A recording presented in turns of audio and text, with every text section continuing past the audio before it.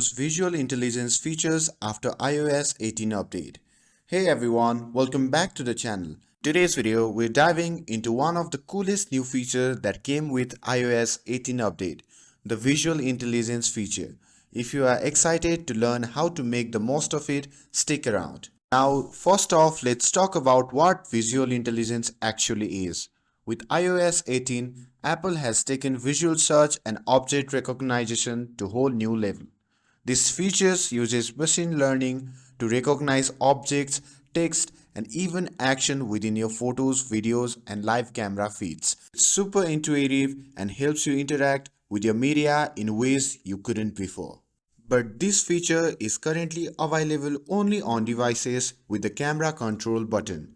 If your iPhone has this button, you are ready to explore this new feature. And here is how you can use it. You can simply long press the camera control button on your iPhone, and once you do that, the visual intelligence feature will open up automatically. From here, all you need to do is place an object in the view and simply take a picture. The feature will scan the image and identify the object. You can either ask for details and search it for online. And after scanning, you have two options. If you choose to search, it will use Google or another web source to find information.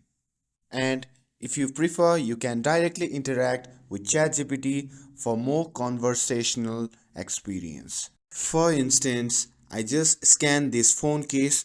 Even though the image isn't super clear, I can still ask ChatGPT for additional insights or discuss the product further. How cool is that?